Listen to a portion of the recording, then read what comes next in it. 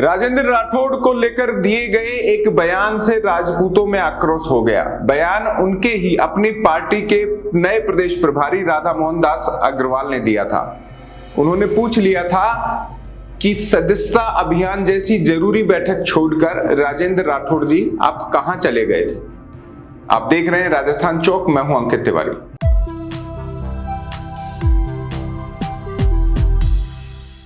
राजस्थान की सियासी राजनीति में कई हलचल इस वक्त है। एक अंदरूनी तौर पर बीजेपी में ही है।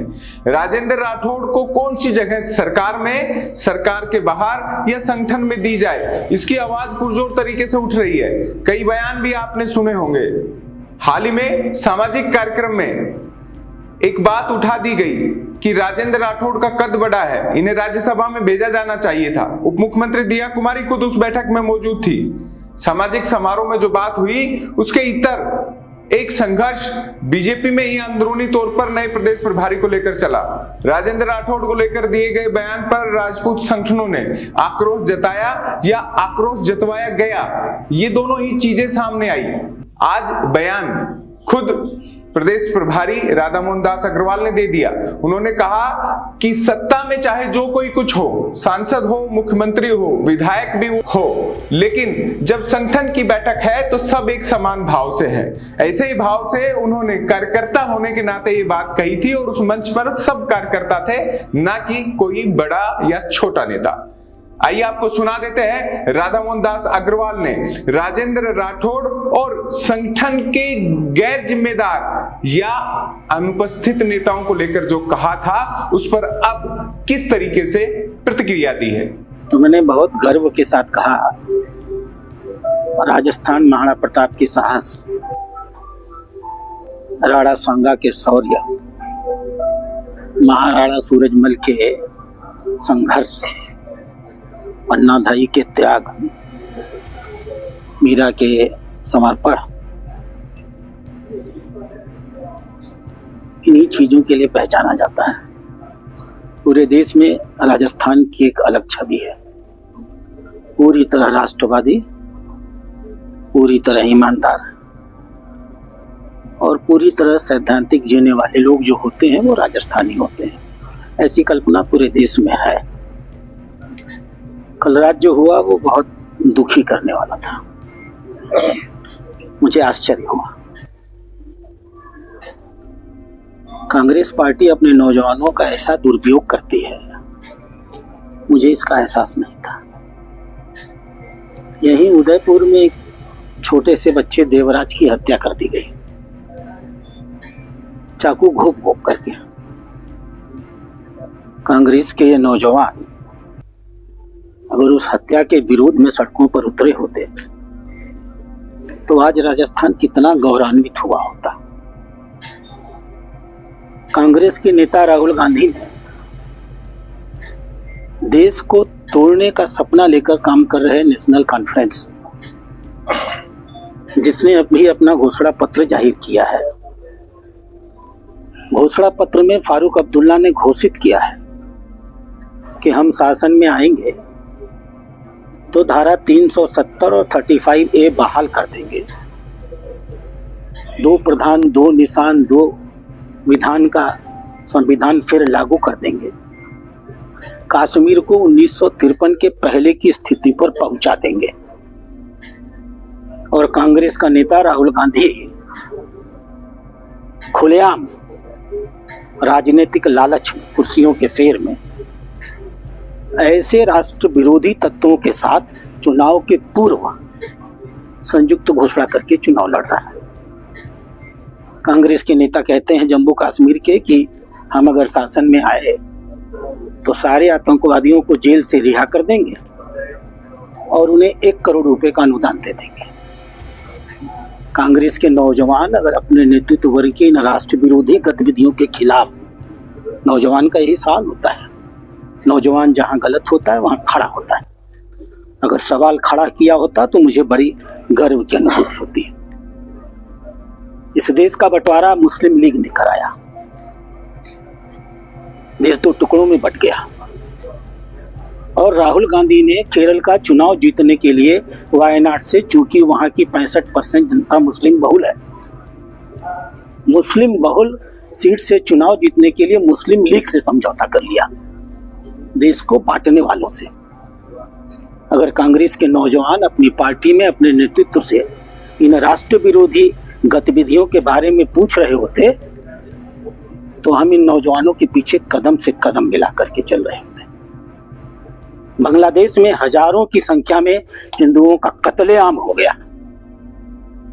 पूरा देश व्याकुल है। नहीं व्याकुल है तो कांग्रेस और कांग्रेस के कार्यकर्ता। नौजवान अगर सड़कों पर आए होते और एक बार भी बांग्लादेश के हिंदुओं के लिए खड़े हो गए होते तो यह देश अपने आप को आज गौरवान्वित महसूस कर रहा होता। मैं पूछना चाहता हूं माननीय सचिन पायलट से भी, चलो आपको बुरा लगा कि मैंने ये कह दिया, आप सबके पास वो रिकॉर्डिंग होगी। मैं चाहूंगा कि इस बाइट के साथ वो रिकॉर्डिंग भी दिखाइए कि मैंने कहा क्या था। हाँ, मैंने कहा है, मैंने कहा इस बात को कि सचिन पायलट जी का कोई समय होता था, वो समय खत्म हो गया। अब राजस्थान में भाजपा का समय है। सचिन पायलट एक स्पेंट फोर्स है। राजनीति में अपनी विरोधी ताकतों को हम कमजोर नहीं बताएंगे तो दारा सिंह पहलवान बताएंगे। इसमें कोई गाली थी, कोई अभद्र भाषा थी, कोई अपमानजनक टिप्पणी थी, कोई असांस्कृतिक या अलोकतांत्रिक शब्दों का प्रयोग हुआ था, कोई अमर्यादित बॉडी लैंग्वेज थी? एक सच्चाई है। अगर आपको या आपकी राजनीतिक सच्चाई दिखाई जा रही है तो इतना नाराज होने की जरूरत क्या है? निंदक नियरे राखिए पावन कुटी छवाए। मैंने आपकी आलोचना की है, मुझे धन्यवाद दीजिए और कहिए कि हाँ 4 साल बाद या 4 महीने बाद या 4 दिन बाद जब उपचुनाव होंगे तो डॉक्टर साहब मैं आपको अपनी ताकत दिखा दूंगा। ये इसको राजनीतिक लड़ाई कहते हैं। अब आप पूरे जयपुर में कोशिश कर रहे हैं, आसपास के क्षेत्रों में कोशिश कर रहे हैं पुतला जलाने की, प्रदर्शन करने की। तो पुतला आप मेरा जला रहे हैं या अपना जला रहे हैं, या आप अपने ऊपर विचार करिए। मुझे इससे क्या अंतर पड़ने वाला है? इस देश का लोकतंत्र आपको राजनीतिक रूप से लड़ाई लड़ने का अधिकार देता है और मेरे खिलाफ भी लड़ाई लड़ने का अधिकार देता है। वहां तक तो चलता है, लेकिन रात को घेर करके नौजवानों के साथ आप सोचेंगे कि हम गाड़ी पर आक्रमण करेंगे। मान लीजिए शीशा टूट गया होता तो? इस राजस्थान में रहते हुए आज के बाद मेरे जीवन पर अगर किंचित मात्र भी खतरा आता है तो मैं उसके लिए सिर्फ और सिर्फ सचिन पायलट को जिम्मेदार मानूंगा। राजनीति का ये कोई तौर तरीका नहीं है। मैं आग्रह करता हूं अपनी लड़ाई के तौर तरीके पर वो विचार करें, लड़ें, मजबूती के साथ लड़ें, लोकतांत्रिक तरीके से लड़ें, सैद्धांतिक तरीके से लड़ें, राजनीतिक रूप से हम लोगों को परास्त करें। दोबारा अगर इस प्रकार की गतिविधि हुई तो हमारे भारतीय जनता पार्टी के कार्यकर्ताओं के भी धैर्य की सीमा है। और मैंने तो अभी कुछ कहा ही नहीं है।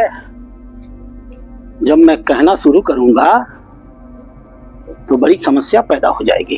अपने क्षेत्र के विकास के लिए हमारी सरकार राजस्थान में है, हमारी सरकार दिल्ली में है, मिलकर के काम करें हम सब उस क्षेत्र के विकास के लिए। हम तो पूरे देश में आदिवासी समाज के लिए काम कर रहे हैं, यहाँ भी किया है हमने और बेहतर तरीके से करेंगे। आप जब जयपुर पहली बार आए थे तब कुछ नेताओं को कारण बताओ नोटिस देने के लिए आपने कहा था, उस पर कुछ आगे बढ़ेंगे? नहीं, आपने गलत सुन लिया। मैंने कारण बताओ नोटिस की बात नहीं कही थी। मेरे पास वो भी वीडियो है और मुझे लगता है आपके पास भी होगी। हम लोग एक राष्ट्रीय मीटिंग जब सदस्यता अभियान की करते हैं तो उम्मीद करते हैं कि हर व्यक्ति इसमें सहभागी बनेगा। कार्यकर्ताओं से ही नेता बनते हैं। मैं यहाँ खड़ा हूँ तो इसलिए क्योंकि मैं 20 साल विधायक रहा हूँ। मैं भारतीय जनता पार्टी का जमीनी बूथ स्तर और मंडल स्तर का कार्यकर्ता रहा हूँ और मुझे ये मालूम है कि मेरी हैसियत पार्टी से बड़ी कुछ नहीं है। पार्टी है तो मैं हूँ। तो मैंने सिर्फ एक प्रयास किया है कि हमें पार्टी के संरचना में हम चाहे मुख्यमंत्री हों, और हमने देखा है इस बात को, माननीय मुख्यमंत्री उस कार्यक्रम स्थल पर मेरे आने के पहले आए, मेरे आने के बाद गए। तो ये जो संगठन शास्त्र है जिसमें हर व्यक्ति को, हम बाहर चाहे जो भी हो, संगठन के भीतर हम कार्यकर्ता हैं, इसलिए कार्यकर्ता भाव से हमें, हमारे बगल में सांसद जी खड़े हैं, कल से ही हैं तो सांसद ना, तो इस नाते हम सबको मिल करके संगठन में काम करना है। जो लोग किन्हीं कारणों से नहीं आए उनके बारे में पता करना या जानने की कोशिश करना कि उनकी क्या मजबूरी रही होगी कि वो सदस्यता अभियान जैसे महत्वपूर्ण काम में नहीं आए, उसके बारे में पता करना। बात हो पाया है क्या उन सभी से? ये अध्यक्ष जी का काम है। मैं अभी तो 3 दिन के लिए आया था, फिर दिल्ली की मीटिंग में चला गया, फिर 2 दिन के लिए आया हूँ, फिर अभी वक्त कमेटी की मीटिंग है उसमें चला जाऊंगा। मैंने अपने अध्यक्ष जी से आग्रह किया है, वो संवाद कर रहे होंगे, और फिर अभी जब दोबारा मैं आऊँगा उपचुनावों से अभी मुक्त हो जाऊंगा। मैं एक बार इन क्षेत्रों में घूम लूंगा तो मैं फ्री हो जाऊंगा। मैं खुद इन सभी 6 क्षेत्रों में जा करके भारतीय जनता पार्टी के कार्यकर्ताओं से मिलकर के उनकी भावनाओं से अवगत हो रहा हूँ। इसके बाद हम लोग यही सब संगठन काम ही करेंगे ना, पूरा राजस्थान जानता है इसको। तो मेरा आग्रह है, बड़े नेता हैं बेचारे, परेशान हैं, मैं जानता हूँ, अपनी पार्टी में ही परेशान है, अपनी पार्टी में लड़ लें पहले, फिर दूसरी पार्टी से लड़ लेंगे। धन्यवाद। प्लान वे में करा रहे हैं, आपको लगता है कि सचिन पायलट? अब अगर प्लान वे में करा रहे हैं तो उनसे बड़ा अनप्लानर कोई नहीं। प्लान वे में राजनीति कराई जाती है, लंठई नहीं। प्लान वे में आप राजनीति कर रहे हैं तो जनता की सेवा करते हैं।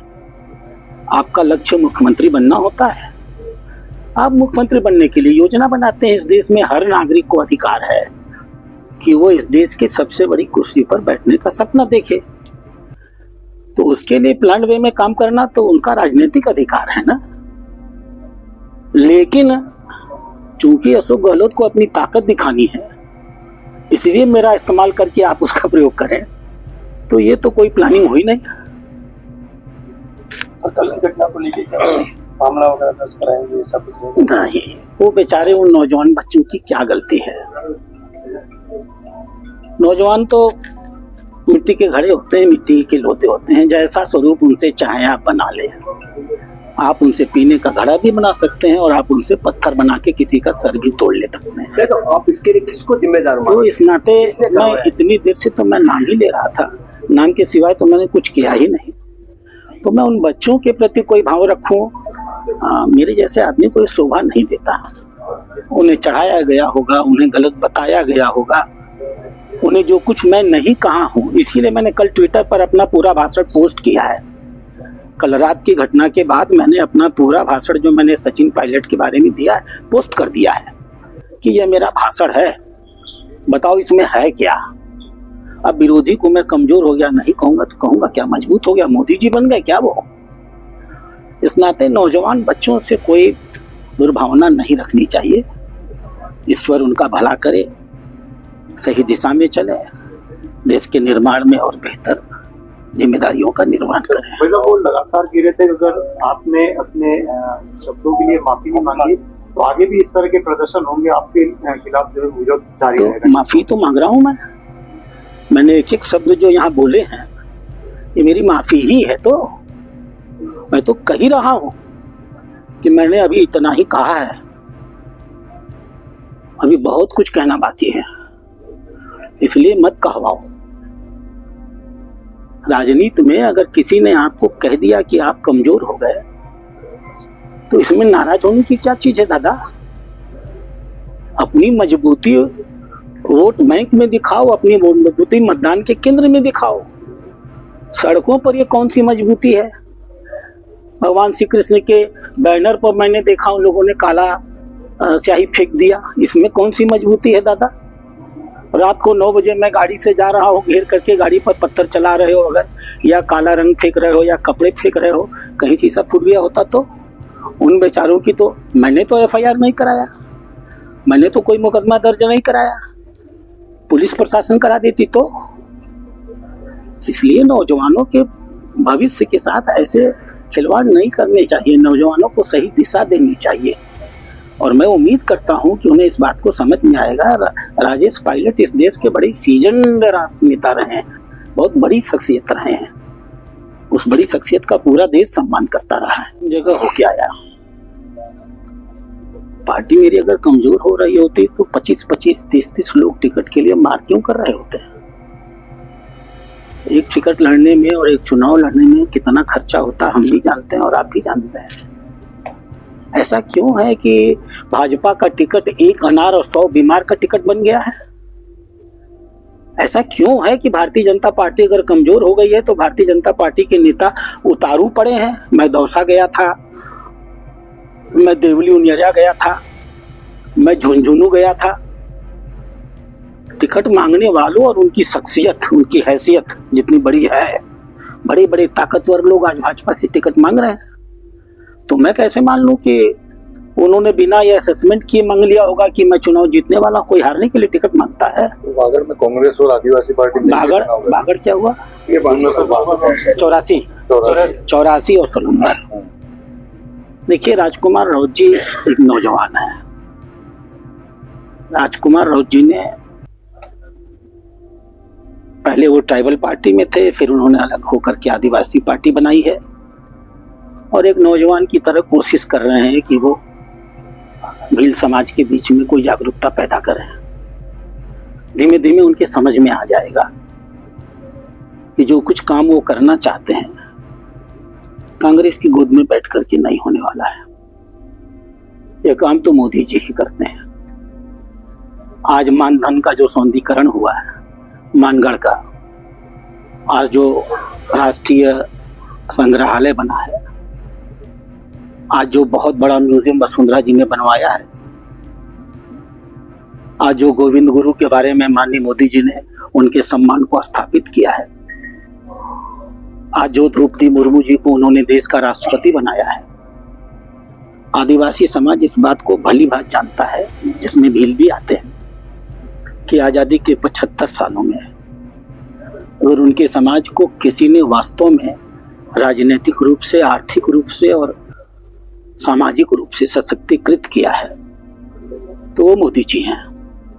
मुझे विश्वास है कि आज नहीं कल राजकुमार राउत जी के समझ में ये बात आएगी।